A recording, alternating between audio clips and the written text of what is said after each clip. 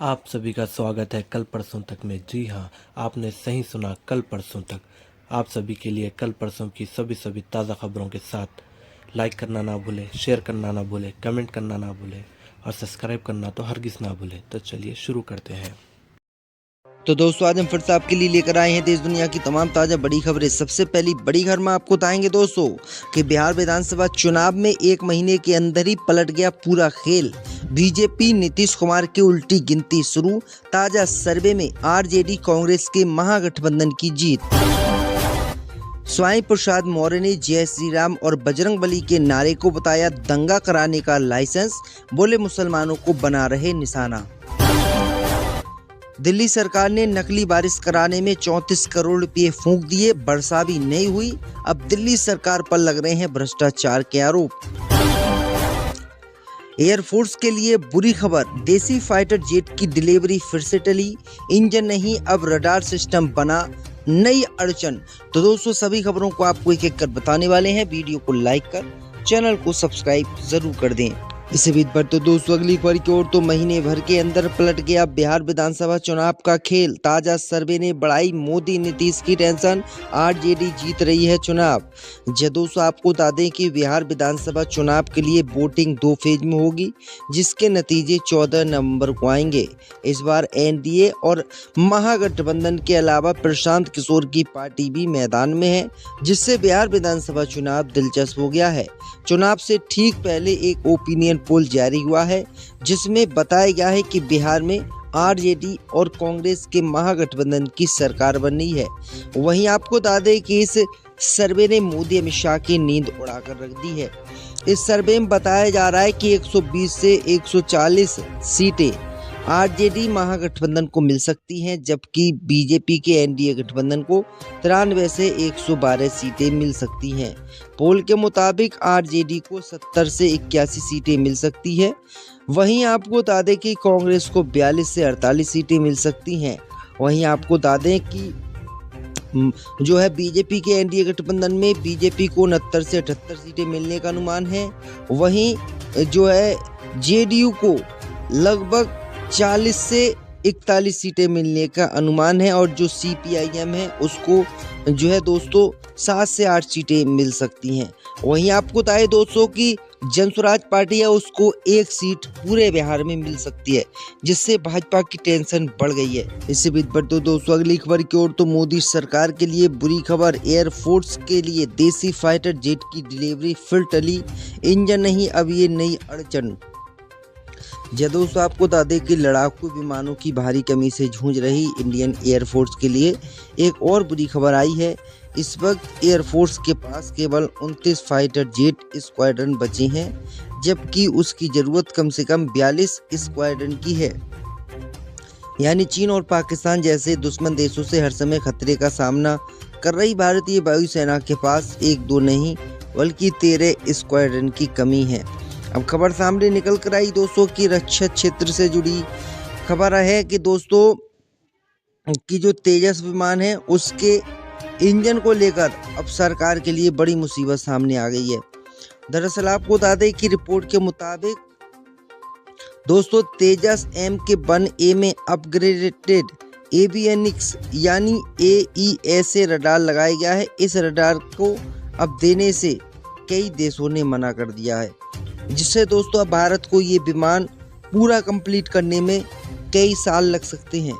इसे बीच बढ़ते दोस्तों अगली खबर की ओर तो स्वामी प्रसाद मौर्य ने दिया विवादित बयान, जय श्री राम और जय बजरंगबली के नारे को बताया दंगा कराने का लाइसेंस। दोस्तों आपको बता दें कि उत्तर प्रदेश के पूर्व मंत्री और अपनी जनता पार्टी के अध्यक्ष स्वामी प्रसाद मौर्य ने एक बार फिर ऐसा बयान दे दिया है जिससे हलचल मच गई है।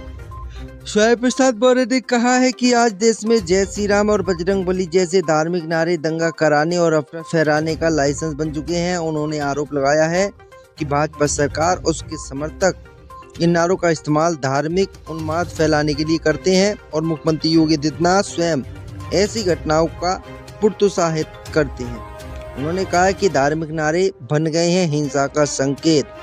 उन्होंने कहा कि जब जय श्री राम और जय बजरंगबली के नारे दुकानों, घरों, ईदगाहों, मस्जिदों पर हमले का संकेत बन चुके हैं, धर्म के नाम पर राजनीति करने वाले समाज में नफरत का जहर घोल रहे हैं। तो ये बड़ी अपडेट आ रही है। स्वामी प्रसाद मौर्य ने ये बड़ा बयान दिया है। इससे भी बढ़ते दोस्तों अगली खबर की ओर, तो दिल्ली सरकार ने नकली बारिश कराने में 34 करोड़ फूंक दिए, वर्षा भी नहीं हुई, केंद्र की मोदी सरकार ने चेताया भी था।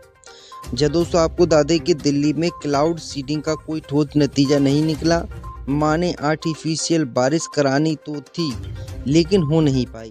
ये हमारे साथ साथ IIT कानपुर के वैज्ञानिकों को भी अब तक पता चल गया है, जिन्होंने दिल्ली सरकार के साथ मिलकर क्लाउड सीडिंग कराने की जिम्मेदारी ली थी।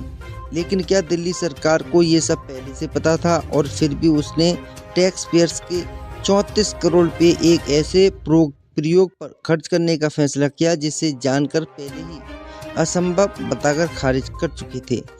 ये सवाल उठ रहे हैं दिसंबर 2024 में राज्यसभा में दिए गए एक लिखित जवाब के सामने आने के बाद। दरअसल आपको बता दें कि दिल्ली की सरकार ने वायु प्रदूषण को कम करने के लिए 34 करोड़ रुपये खर्च करके IIT कानपुर से दिल्ली में आर्टिफिशियल यानी कृत्रिम बारिश कराने की बात कही थी। हेलीकॉप्टर से जो है दोस्तों केमिकल भी छिड़कवाया था, लेकिन बारिश नहीं हो पाई और 34 करोड़ रुपये दिल्ली सरकार के डूब गए। अब सवाल ये खड़ा हो रहा है कि आखिरकार 34 करोड़ रुपये सरकार ने कैसे लगा दिए और वो भी काम हो नहीं पाया। अब सरकार बुरी तरीके से इस मामले को लेकर घिर गई है। भाजपा की टेंशन बढ़ गई है। इससे भी बढ़ते दोस्तों अगली खबर की ओर, तो मोदी सरकार के लिए बुरी खबर। एयरफोर्स के लिए देसी फाइटर जेट की डिलीवरी फिर टली, इंजन नहीं अब ये नई अड़चन। दोस्तों आपको बता दें कि लड़ाकू विमानों की भारी कमी से जूझ रही इंडियन एयरफोर्स के लिए एक और बुरी खबर आई है। इस वक्त एयरफोर्स के पास केवल 29 फाइटर जेट स्क्वाड्रन बचे हैं, जबकि उसकी जरूरत कम से कम 42 स्क्वाड्रन की है। यानी चीन और पाकिस्तान जैसे दुश्मन देशों से हर समय खतरे का सामना कर रही भारतीय वायुसेना के पास 1-2 नहीं बल्कि 13 स्क्वाड्रन की कमी है। अब खबर सामने निकल कर आई दोस्तों की रक्षा क्षेत्र से जुड़ी खबर है कि दोस्तों की जो तेजस विमान है उसके इंजन को लेकर अब सरकार के लिए बड़ी मुसीबत सामने आ गई है।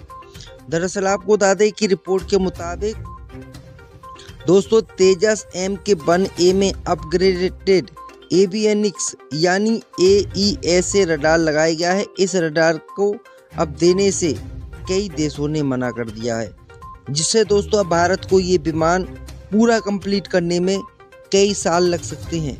इससे भी बढ़ते दोस्तों अगली खबर की ओर, तो स्वामी प्रसाद मौर्य ने दिया विवादित बयान। जय श्री राम और जय बजरंगबली के नारे को बताया दंगा कराने का लाइसेंस। दोस्तों आपको बता दें कि उत्तर प्रदेश के पूर्व मंत्री और अपनी जनता पार्टी के अध्यक्ष स्वामी प्रसाद मौर्य ने एक बार फिर ऐसा बयान दे दिया है जिससे हलचल मच गई है। स्वामी प्रसाद मौर्य ने कहा है कि आज देश में जय श्री राम और बजरंगबली जैसे धार्मिक नारे दंगा कराने और अफवाह फैलाने का लाइसेंस बन चुके हैं। उन्होंने आरोप लगाया है कि भाजपा सरकार और उसके समर्थक इन नारों का इस्तेमाल धार्मिक उन्माद फैलाने के लिए करते हैं और मुख्यमंत्री योगी आदित्यनाथ स्वयं ऐसी घटनाओं का प्रोत्साहित करते हैं। उन्होंने कहा कि धार्मिक नारे बन गए हैं हिंसा का संकेत। उन्होंने कहा कि जब जय श्री राम और जय बजरंगबली के नारे दुकानों, घरों, ईदगाहों, मस्जिदों पर हमले का संकेत बन चुके हैं, धर्म के नाम पर राजनीति करने वाले समाज में नफरत का जहर घोल रहे हैं। तो ये बड़ी अपडेट आ रही है। स्वामी प्रसाद मौर्य ने ये बड़ा बयान दिया है। इससे भी बढ़ते दोस्तों अगली खबर की ओर, तो दिल्ली सरकार ने नकली बारिश कराने में 34 करोड़ फूंक दिए, वर्षा भी नहीं हुई, केंद्र की मोदी सरकार ने चेताया भी था। दोस्तों आपको बता दें कि दिल्ली में क्लाउड सीडिंग का कोई ठोस नतीजा नहीं निकला। माने आर्टिफिशियल बारिश करानी तो थी लेकिन हो नहीं पाई। ये हमारे साथ साथ IIT कानपुर के वैज्ञानिकों को भी अब तक पता चल गया है, जिन्होंने दिल्ली सरकार के साथ मिलकर क्लाउड सीडिंग कराने की जिम्मेदारी ली थी। लेकिन क्या दिल्ली सरकार को ये सब पहले से पता था और फिर भी उसने टैक्स पेयर्स के 34 करोड़ रुपए एक ऐसे प्रयोग पर खर्च करने का फैसला किया जिसे जानकर पहले ही असंभव बताकर खारिज कर चुके थे। ये सवाल उठ रहे हैं दिसंबर 2024 में राज्यसभा में दिए गए एक लिखित जवाब के सामने आने के बाद। दरअसल आपको बता दें कि दिल्ली की सरकार ने वायु प्रदूषण को कम करने के लिए 34 करोड़ रुपये खर्च करके IIT कानपुर से दिल्ली में आर्टिफिशियल यानी कृत्रिम बारिश कराने की बात कही थी। हेलीकॉप्टर से जो है दोस्तों केमिकल भी छिड़कवाया था, लेकिन बारिश नहीं हो पाई और 34 करोड़ रुपये दिल्ली सरकार के डूब गए। अब सवाल ये खड़ा हो रहा है कि आखिरकार 34 करोड़ रुपये सरकार ने कैसे लगा दिए और वो भी काम हो नहीं पाया। अब सरकार बुरी तरीके से इस मामले को लेकर घिर गई है।